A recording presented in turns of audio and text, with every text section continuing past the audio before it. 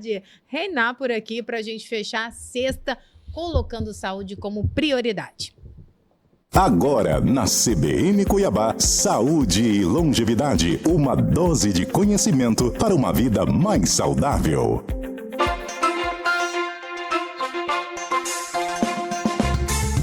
Hora de colocar em campo saúde e longevidade. O tema desta sexta-feira, Novembro Azul. E para falar sobre o assunto, nós convidamos o Dr. Rodinei Pereira, urologista, que está aqui devidamente posicionado na nossa bancada. Doutor, muito boa tarde. Seja bem-vindo à CBN Cuiabá. Boa tarde, Marcela. Boa tarde, João Edson. Boa tarde aos nossos ouvintes. Prazer estar aqui com vocês de novo. Para a gente conversar um pouquinho aqui sobre saúde masculina, Novembro Azul e assuntos correlatos. Nós que agradecemos, doutor. Para quem não ouviu a nossa outra entrevista, a última entrevista, eu vou pedir para o senhor, mais uma vez, para se aproximar, né, da nossa audiência, hoje especialmente aos homens que nos ouvem também. Fala um pouco da sua história, da sua formação, trajetória e, doutor, se puder já pegar o gancho também, explicando por que novembro foi escolhido o mês azul. Então, Marcelo, eu sou médico urologista já há 15 anos, né? Me formei e vim para Cuiabá, sou do Paraná, de Londrina, e adotei aqui Cuiabá como minha terra. Vim casado para cá, tive 2 filhos com a minha esposa, que já são cuiabaninhos, então já finquei raízes aqui e pretendo continuar aqui a minha carreira e a minha vida familiar profissional. O mês de novembro foi um mês escolhido porque, basicamente, o Dia Mundial de combate, né, de conscientização do combate ao câncer de próstata é o dia 17 de novembro. Uhum. E o Novembro Azul, na verdade, ele nasceu lá na Austrália já há muitos anos, de um movimento que houve lá que chamava-se Movember, né, que era uma mistura de mustache, que é bigode em inglês, que significa a característica masculina, mais o movimento, né, do homem se movimentar e sair do seu lugar parado, esperando as coisas acontecerem e se movimentar em busca da sua saúde. Então, o Novembro Azul é esse mês, onde nós falamos não só sobre o câncer de próstata, né, que é a doença carro-chefe, digamos assim, das discussões, mas é um mês que a gente abre a oportunidade de conversar com todos os homens sobre a saúde masculina em geral. Hoje eu ouvi do empresário, perguntou, vai ter programa hoje, qual que é o tema, tá? Eu falei, e ele disse, pergunta por que o Novembro Azul, porque para o homem empresário, responsável por alguma coisa, é o pior mês do ano. Em termos de trabalho, até é o mês que ele não tem tempo de ir para o médico, né? Eles, qualquer outro mês seria mais fácil que novembro e dezembro, que são os meses complicados. Tem que pagar 13º, finalizar de contabilidade, tem um conjunto de fatores, imposto, uma série de coisas, né? Vai estar explicada, porque foi feita uma outra cultura, né? Justamente. Ela vem da Austrália, uma outra dinâmica, né? Mas teria possibilidade o país, se quisesse mudar o mês, né? Sim, teria possibilidade. Eu sei que é da saúde mental, não é mundial, é brasileiro, é nacional, em outros lugares é outro diferente, né? Eu acho que eles aproveitaram também para ficar meio que na sequência, o Outubro Rosa, né, da saúde feminina, e já no mês seguinte a gente pegar aí o carro andando e já falar da saúde masculina também. Uma outra coisa que colocar, só que aí está ligado diretamente à questão pública. Muitas pessoas, eu que estou generalizando aqui. Na realidade, foi 2, 3 pessoas que conversou comigo que têm essa concepção, né? E me convenceram que tem uma certa razão disso. No setor público, ele é muito complexo. Então, a pessoa vai lá e descobre que realmente está com um problema. Só que entre ele descobrir o problema e ele iniciar o tratamento, é um tempo muito longo. Algumas pessoas termina tendo ao invés de um problema, tendo vários, porque daí entra problemas emocionais, uma série de coisas. Não teria que ter uma política também governamental, já que esse mês o sistema de saúde pública está preparado para lidar com isso?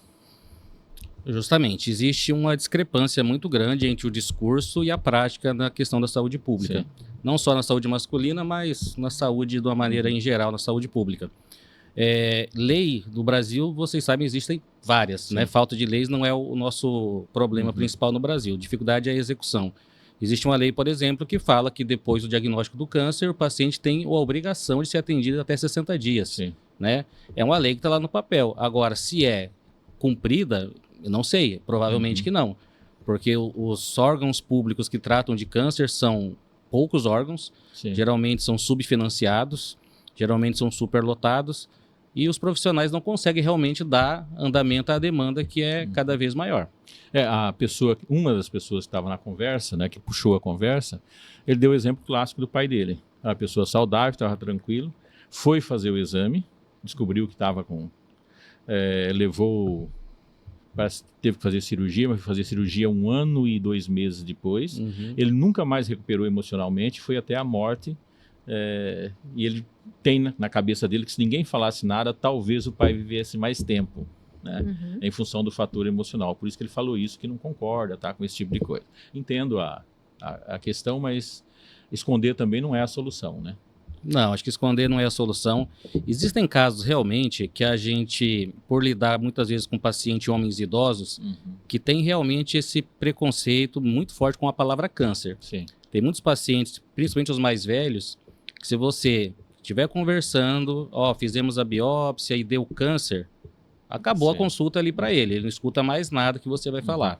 Não vai escutar que o câncer é inicial, que o câncer tem tratamento, que ele vai ficar curado, que vai ficar sem sequelas, etc, etc. Ouviu a palavra câncer, acabou para ele. Ele já vai pensar em morte, já vai pensar em sequela, etc. Então, muitas vezes, eu particularmente tenho o hábito de conversar com a família antes de falar com o paciente. Falar, nós temos aqui um câncer de próstata, como nós vamos fazer enquanto médico e família? A gente vai abrir o jogo para o seu pai, vamos falar a palavra claramente como é que ela é, ou a gente vai usar um termo que não vai enganá-lo, mas também não vai causar esse impacto. Vamos falar que ele tem uma inflamação na próstata, que a gente vai cuidar para não virar um câncer, né? Não é enganar o paciente, mas muitas vezes você tem que ter esse tato, esse feeling de você saber como dar uma notícia para tratá-la adequadamente do ponto de vista médico, mas também não acabar com a esperança dele, né? Tinha um professor que falava para mim, não tira a esperança do paciente, que às vezes é a única coisa que ele tem. Nossa frase de hoje. Sim, professor, tava pensando o fim da esperança agora. é o início da morte. Justamente, a esperança... do Charles de Gaulle. Eu sou da geração que câncer significava morte. Sim. A gente começa a ouvir ela intensamente ali, final dos anos 70 e 80. Quase toda a matéria de Fantástico mostrava que estavam atrás de tratamento, uma coisa, e mostrava tempo de vida, né? É tanto que eu sou da geração também onde surgiu a AIDS, e a AIDS não causa o mesmo impacto que a palavra câncer. E é um negócio interessante. Por mais que eu tenha estudo, tenha consciência das coisas, para mim é mais chocante a palavra câncer do que qualquer outra palavra em termos de doença. Sendo que tem doenças até pior, né? Sim, justamente. A questão da palavra é muito impactante mesmo. Inclusive, só para corroborar o que você está falando, a AIDS realmente hoje não causa medo em ninguém mais. Tá? As pessoas hoje não têm medo de AIDS. No consultório não eu sou uro, não sou infecto. É o infectologista que cuida mais do paciente com AIDS. Mas a gente sempre pede, né, os exames preventivos, etc. Inclui os exames de infecções sexualmente transmissíveis. E antigamente era muito comum o paciente, às vezes, nem querer fazer o exame de AIDS com medo de ter. Sim. Porque já tinha um comportamento meio de risco, etc. Hoje em dia, não, doutor, pode pedir aí tranquilo. Né? E eu sempre parti do princípio, né? Lógico que tem exceções, mas no geral, ao adquirir a AIDS, você é 100% culpado. E no questão do câncer, você não tem muito essa questão, você não tem o controle sobre isso, né? É um fator importante. Sim. Você sabe onde você errou. E no caso do câncer, muitas vezes você não sabe. Embora ter ódio demais, tem alguns estudos aí na área emocional que fala das pessoas que têm muito ódio. Inclusive ódio político. Qualquer tipo de ódio faz muito mal à saúde, né? Doutor, e o senhor, né, que trabalha diariamente com esses casos, ainda tem muito preconceito, ainda tem muito receio? A gente, sempre que conversa aqui com os profissionais, né, eles dizem que as mulheres são muito mais dedicadas a acompanhar ali de perto a saúde, os exames, encontrar um tempo. O senhor ainda encontra essa grande dificuldade com os homens, essa coisa também enraizada, que vem ali cultural do homem evitar, de ter vergonha de falar a respeito, de se prevenir? Marcelo, a gente encontra sim, tá? Eu percebo que ao longo dos anos isso tem diminuído progressivamente, tá? Tanto no consultório particular quanto no sistema público, tá? Então, como já disse até em outras entrevistas, o que era a cena comum no passado era o homem vir para o consultório, literalmente arrastado por uma mulher, seja a esposa ou filha, e falar frequentemente que ele, doutor, não sei o que eu estou fazendo aqui, minha esposa marcou a consulta e eu vim aqui conversar com você. E hoje não, hoje a maioria dos pacientes vem espontaneamente preocupados com a questão da próstata E, além disso, muitos homens já vêm procurando, além da prevenção, vêm procurando questionar sobre como eu posso melhorar a minha qualidade de vida. Como eu posso viver mais, como eu posso viver melhor, como eu posso ter mais energia para trabalhar, para namorar, para fazer minhas coisas. Então, isso é realmente uma coisa que vem melhorando cada vez mais. As mulheres são as mulheres, não tem jeito. As mulheres são muito adiantadas em relação a nós, no autocuidado, na questão de se prevenir. Tanto é que a expectativa de vida geral, no mundo todo e no Brasil, aumentou. Nós, homens e mulheres, vivemos mais. Só que, estatisticamente, a mulher ainda vive 8 anos a mais que o homem, em média, né? Então, você vê que o homem teve um progresso na qualidade de vida, na sobrevida dele, mas ainda assim as mulheres estão na nossa frente. E consequentemente, e com certeza pelo autocuidado que ela tem. E essa consciência que o senhor percebe em todas as faixas etárias, doutor, ou alguma específica ali que o senhor percebe essa espontaneidade mais presente? Nas gerações tem mudança? Tem mudança nas gerações. Eu acho que o homem de 40, 50 anos, ele vem com a questão da próstata, mas vem muito procurando qualidade de vida também. E o homem mais velho, ele vem procurando a próstata, mas também não deixa de querer melhorar a qualidade de vida. Então ele vem, doutor, quero ver a próstata. Mas você, durante a consulta, vai fazendo outros questionamentos, né, que remetem à qualidade de vida, parte sexual, atividade física, sono, peso, alimentação. Você vê que ele vai se interessando e vai querendo melhorar. Então, talvez seria até uma falta de oportunidade desse homem mais velho de ter acesso à informação, às vezes de ter um médico que se preocupa com a questão da qualidade de vida dele. Hoje, por exemplo, hoje de manhã eu tive um atendimento do Novembro Azul em Barão do Melgaço, né? A secretária de saúde lá me convidou e a gente reuniu alguns pacientes lá hoje para fazer exclusivamente o atendimento do câncer de próstata. Então, eles vieram com o exame de sangue pronto, né? E eu fui fazer o exame físico, que é o toque. Atendemos mais ou menos quase 50 pacientes, de todas as faixas etárias acima de 40. Alguns 40 e pouco, 70 e poucos e até uns de 80 anos. De quase 50 homens, 2 apenas se recusaram a fazer o toque. Um deles realmente não quis, doutor, deixa pro ano que vem, e já foi se levantando e foi embora. E o outro falou que já tinha feito havia 6 meses, deu uma desconversada, não sei se tinha feito ou não, mas enfim. De quase 50 homens, 2 se recusaram. É um percentual muito interessante, né? Doutor, a gente precisa fazer aquela tradicional pausa que o senhor conhece para o repórter CBN que chega na sequência e daqui a pouco a gente continua conversando com o doutor. Novembro Azul em pauta.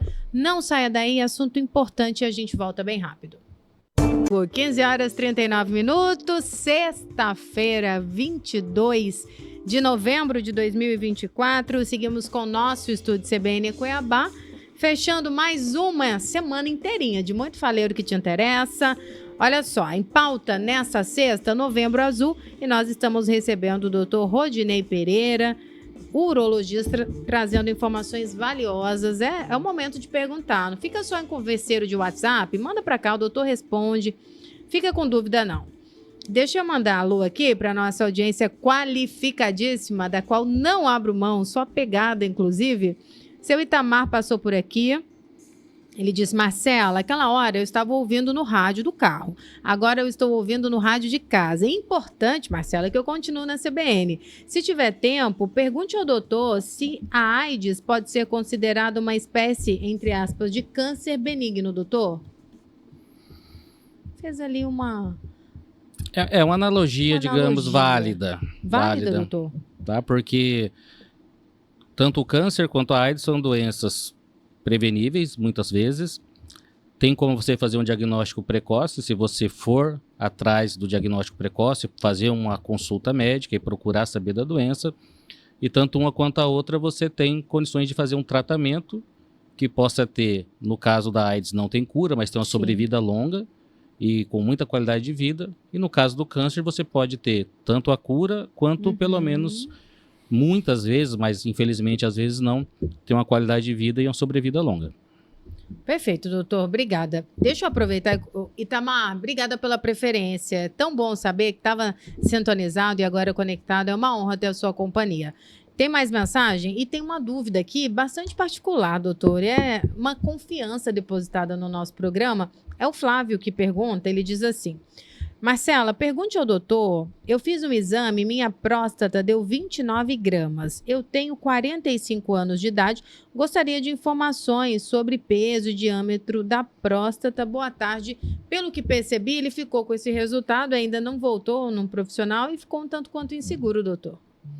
Justamente. Qual que é a idade dele? 45 anos. 45 anos. Então, primeiro, parabéns a ele, tá? 45 anos é a idade que a gente tem que realmente procurar fazer nossos exames preventivos em relação ao câncer de próstata. E o que muitos pacientes confundem, Marcelo, é a questão de próstata aumentada com câncer de próstata. A próstata existe duas possibilidades de doenças ao longo da vida. Uma que é o mais comum, que é o crescimento benigno, é o crescimento que acontece com o envelhecimento, faz parte do processo de envelhecimento do homem, e tem o câncer. Então são duas doenças bem diferentes do mesmo órgão. O que ele tem é uma próstata de 29 gramas que está totalmente compatível com a idade dele. Então 29 gramas, se ele for olhar no laudo do ultrassom, provavelmente vai estar assim, próstata, peso estimado 29 gramas, aí vai estar entre parênteses, valor normal 20 a 25 gramas. Aí ele vai pensar, nossa, minha próstata está aumentada, eu tenho problema. E na verdade não. Quando você olha o dono da próstata, que tem 45 anos, está totalmente compatível. O que a gente vai ter que analisar, além do tamanho da próstata, do peso da próstata, é se ele tem sintomas para urinar. Às vezes ele tem uma próstata levemente aumentada, mas não tem nenhuma repercussão para urinar. Ele urina bem, urina forte, tem um jato grosso, vai lá na frente, ele dorme a noite inteira, acorda no máximo uma vez para urinar, termina de urinar e tem a impressão que esvaziou toda a bexiga. Ou seja, urinar para ele não traz nenhum problema. Agora, pode ter outro caso. Paciente com próstatas aumentadas, pouco ou muito aumentadas, não importa, e o aumento da próstata levou ele a ter dificuldade para urinar. A próstata cresceu para dentro da uretra e estrangulou o canal da uretra. Então, para a urina sair da bexiga, é difícil. Tem um caminho bem estreito, então é difícil. Então, como é que esse paciente chega no consultório, geralmente? Doutor, meu jato urinário é fraco, é fino, minha mulher reclama que eu demoro no banheiro, que eu fico 2 minutos, 3 minutos para poder urinar. Gente, mas quer um xixi mais rápido que esse? Também deixa o homem fazer, não. Até o xixi a mulher quer controlar, tá vendo? Tenha paciência, minha irmã, não é, professor? Tem paciência. Porta de banheiro é sagrado, ninguém bate. Tem 2 momentos na vida que você não incomoda. O homem é universal, ou a mulher fazendo oração, ou no banheiro. Esses 2 momentos são sagrados. Justamente.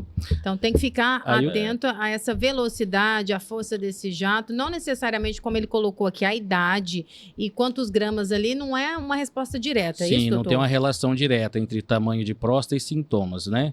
É uma avaliação mais global, que aí o teu urologista é que vai estar apto a te receber, te examinar, conversar, fazer as perguntas certas, tirar a tua resposta, que muitas vezes o homem é malandro.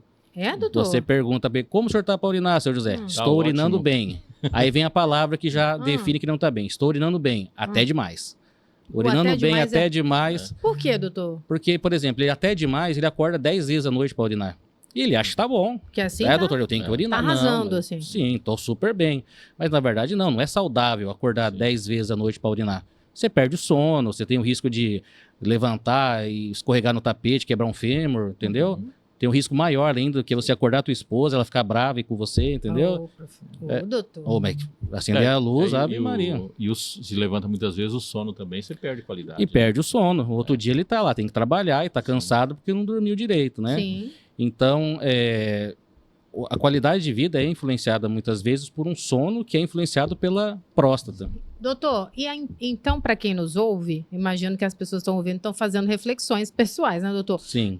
Tem uma média de vezes ali que é saudável urinar, ir ao banheiro? O homem tem que ficar atento? Tem um número ali médio? Uma estimativa? A frequência que a gente fala, né, a quantidade de vezes que você vai ao banheiro, ela vai variar primeiro de acordo com a quantidade de líquido ingerido. Tomou mais líquido, quem bebe cerveja aí sabe, né? Eu não bebo, mas quem bebe aí sabe. Que bebeu muita cerveja, chega uma hora que o rim filtra tudo e você começa a ir no banheiro com muita frequência, porque a bexiga enche com velocidade. Mas, de média, o que é normal? Cada 2 horas, no mínimo 2 horas de intervalo entre uma ida e outra. Começou a menos de 2 horas, já começa a ficar um pouquinho sinal que alguma coisa não está bem. E à noite, 1 vez, 2 vezes está dentro do previsto. Mas tem pacientes que vão incríveis 10 vezes à noite. Eu não sei como é que ele dorme, porque assim, uma noite de sono tem 8 horas, então ele acorda 10 vezes, é mais de 1 vez por hora, entendeu? Então esse paciente não dormiu nada a noite inteira. E isso afeta bastante a qualidade de vida e afeta, eu sempre falo para os pacientes, o que traz o paciente para o consultório são os sintomas, é o desconforto que ele tem. Então, urinar não está legal. Urinar não é uma coisa boa que você vai lá, esvazia a bexiga e relaxa. Urinar começa a ficar ruim, começa a arder, começa a ter que fazer esforço, começa a ter que urinar toda hora, aí depois sangra a urina, depois tranca a urina, tem que usar sonda, ou seja, é um processo progressivo. Só que além dos sintomas, tem outras coisas que o homem nem imagina que pode acontecer, que é o médico do outro lado da mesa que está preocupado. Ou seja, é um rim que possa estar entrando em falência, porque a próstata obstruiu, ele está urinando com tanta dificuldade que a urina fica presa na bexiga e depois volta para o rim. Então, não é comum acontecer, felizmente, mas alguns pacientes chegam já em falência renal por conta da próstata. Doutor. Às vezes você passa a sonda e volta a funcionar, mas às vezes não. Olha, e ele complementou aqui, Marcela, fala pro doutor que eu estou urinando umas 3 vezes na noite, urinando pouco, micção pouca, e eu vou fazer isso mesmo, eu vou levar o resultado para o médico. Sim. Importante. Esse paciente, por exemplo, tem 45 anos, tem ultrassom, tem sintomas. Precisa passar por uma avaliação e juntos eles vão fazer uma avaliação se vale a pena entrar com a medicação, por exemplo. Sim. Doutor, eu urinava 3 vezes à noite. Você me deu um remedinho que custa R$25, tomo uma vez por dia e agora eu durmo igual um Olha bebê. aí. Acordo nenhuma vez, melhorou minha vida. Qualidade, né, do sono, do Justamente. descanso. E falta para esse paciente ainda uma informação que ele não passou, Qual, que é o doutor? PSA. É. PSA é o exame de sangue que a gente vai usar para ter uma suspeição, para ter uma ideia se ele pode ter um câncer de O próstata. que é o PSA, essa abreviatura, doutor? O PSA chama antígeno prostático específico, é uma proteína produzida pela próstata e que ela aumenta em várias situações, e uma delas é o câncer. Então fez o PSA, exame normal, beleza, é um bom sinal para ele, vai ser complementado com o toque normal, PSA normal, vida que segue, o ano que vem a gente se vê. PSA alterado já é um sinal de alerta, a gente vai pedir outros exames para ver se a suspeita de câncer existe ou não. Próximo exame, uma ressonância magnética da próstata. Ressonância normal, vida que segue. Ressonância alterada, vai para biópsia. E a biópsia é o exame que vai confirmar mesmo, tá certo? Se é câncer ou não. Aí vem a outra etapa, né, que é importantíssima. Tenho câncer, e agora? Vou morrer semana que vem, preciso fazer o testamento? Nada disso. Misericórdia. Não é assim. Grande maioria das vezes não é assim. Você vai fazer o quê?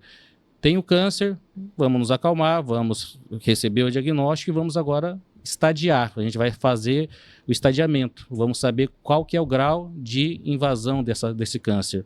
Se ele é um câncer pequenininho, microscópico, confinado à próstata, ou se já é um câncer que avançou além do limite da próstata, ou eventualmente é um câncer que já está nos ossos. Então, assim, é ruim falar esse tipo de coisa, né? Mas é a realidade. Tem paciente que chega no consultório do ortopedista com dor no quadril, com a dor nas costas que não passa por nada, e tomou remédio, fez infiltração, e aí o ortopedista resolve pedir uma tomografia, uma ressonância, e lá vem um nódulo sugestivo de câncer de próstata. Aí ele faz o caminho inverso, ele descobre a complicação e depois vai fazer o diagnóstico. É, doutor, fazendo alertas importantes. Tem muita gente participando. Professor, pode fazer a sua pergunta? Ali nos últimos minutos eu vou colocar mais perguntas e agradecer a nossa audiência. Tem uma questão que ela antecede isso, estilo de vida. Existe algum estilo de vida que favorece a questão da saúde da próstata ou existe algum estilo de vida que prejudica a próstata? Tem bem claramente isso daí, tá? O câncer de próstata, por exemplo, existem basicamente 3 fatores de risco que são bem identificados, né? E cada vez, um mais importante que o outro. O principal fator de risco para câncer de próstata é a idade. Sim. Quanto mais velho o homem fica, só pelo fato de ficar mais velho, vai ter mais chance de câncer de próstata. Existe até um estudo que fala que se fizessem na autópsia de todos os homens que morressem com mais de 100 anos, todos eles teriam câncer de próstata lá na biópsia. Sim. Né? Não teriam câncer clinicamente, para você ver como que é relacionado à idade. Outro fator de risco é a genética.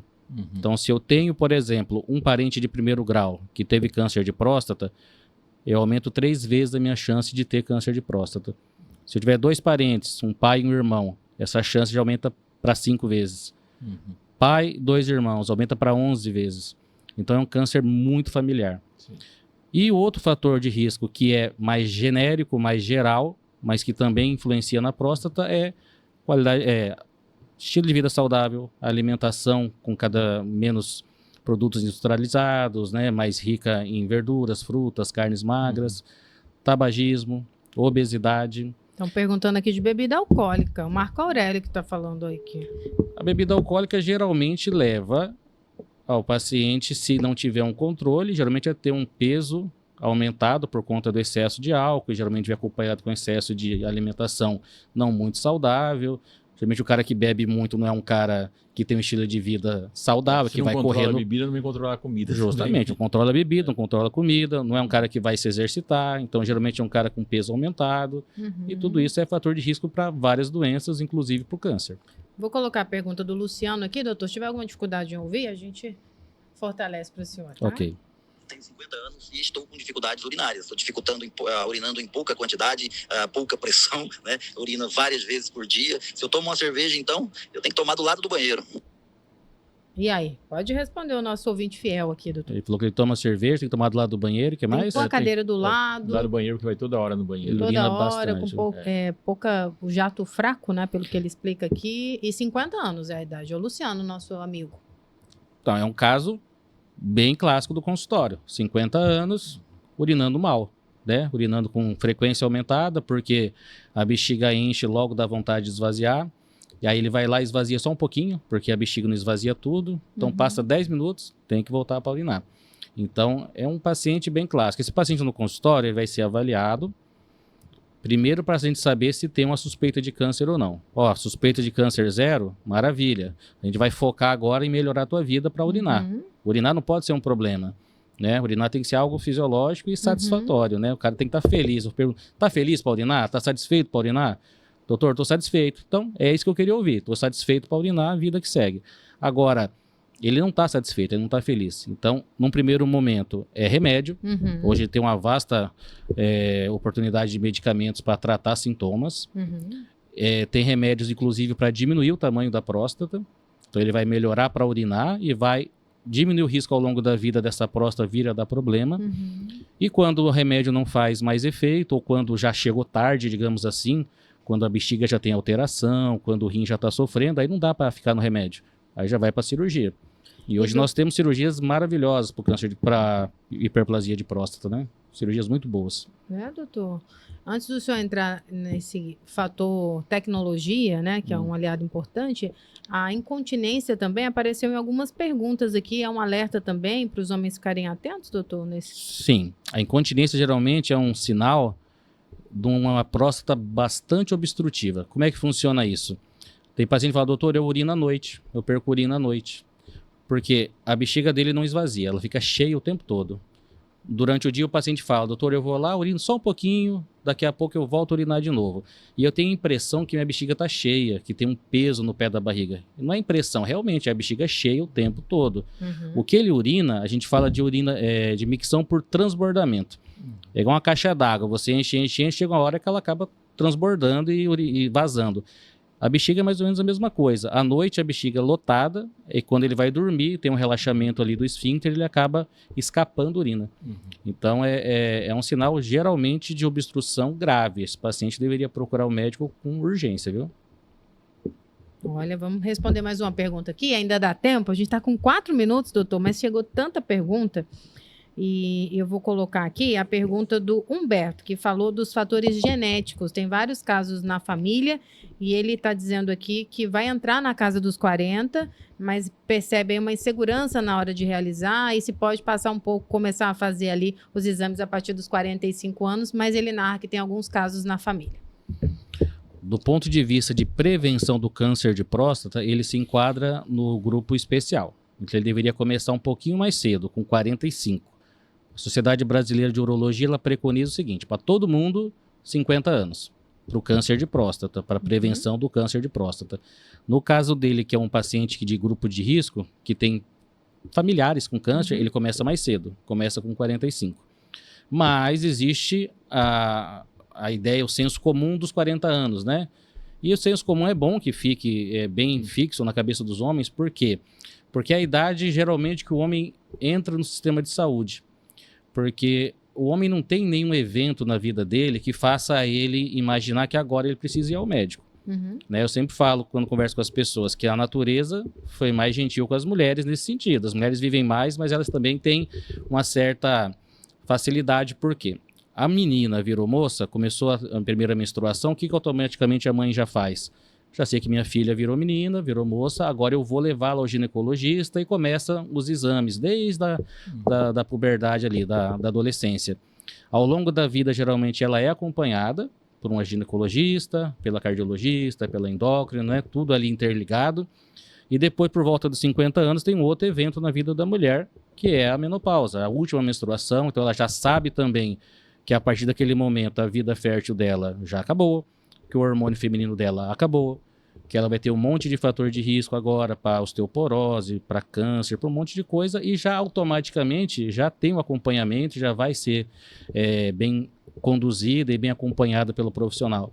E nós homens não temos nada disso, né? Nós não temos nenhum evento que faça a gente pensar que agora eu vou ao médico. Então tem que ter uma autoconsciência mesmo, tem que ter realmente isso que a gente está fazendo agora, né? É divulgação, né, campanha de conscientização para o homem parar com essa conversa de que a gente não vai acontecer nada com a gente, que doença é só no vizinho, que nós somos super-homens e etc. Não tem nada disso. Nós homens somos frágeis no sentido de saúde, estamos susceptíveis a qualquer problema de saúde.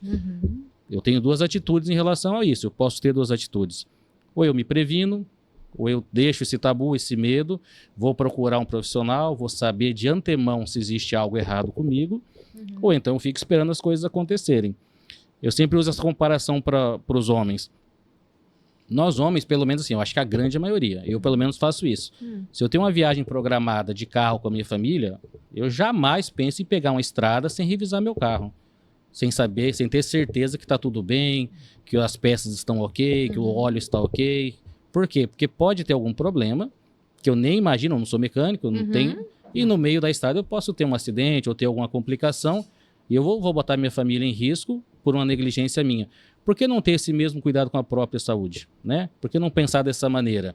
Vou esperar um problema aparecer? Não, como eu vou no concessionário uma vez por ano, a tantos X quilômetros, eu vou levar o meu carro, vou lá, faço toda a revisão, pago lá um pouquinho, mas saio feliz da vida que o meu carro está bom. E se tiver algum problema, eu fico feliz também, porque o problema apareceu antes de eu bater o carro, antes de ter um acidente. Por que não pensar assim com a minha própria saúde, né? Perfeito, doutor. A gente, infelizmente, chegou ao final desse faleiro tão produtivo. Doutor, muito obrigada. Para quem deseja encontrar o senhor, encontra na rede social, marcar uma consulta, como é que faz para encontrar o senhor, doutor? Então, rede social, vocês vão se decepcionar. Meu Instagram é muito fraquinho por enquanto, vou profissionalizar esse ano, vai ficar bem legal, tá? Vai ter temos muitas ideias, bastante conteúdo, tá? Mas o Instagram é dr.rodinei.uro, tá? Isso. E no consultório, quem tiver interesse e quiser conversar pessoalmente, eu vou estar à disposição. O telefone é 659-9600-2482. 9600-2482. Obrigada, doutor. Parabéns pela forma como o senhor explica, de forma didática. É assim que as pessoas, né, gostam de receber a informação. Excelente final de semana e volte mais vezes para a gente abordar esse assunto em qualquer mês, doutor. Muito obrigado pela recepção de vocês, obrigado pela conversa. Ouço muito vocês no carro, tá? É uma satisfação estar aqui com vocês, dividindo essa bancada aqui, tá? Eu digo que a audiência é qualificadíssima. Não, e bom final de semana para todos os nossos ouvintes também, tá? Que assim seja.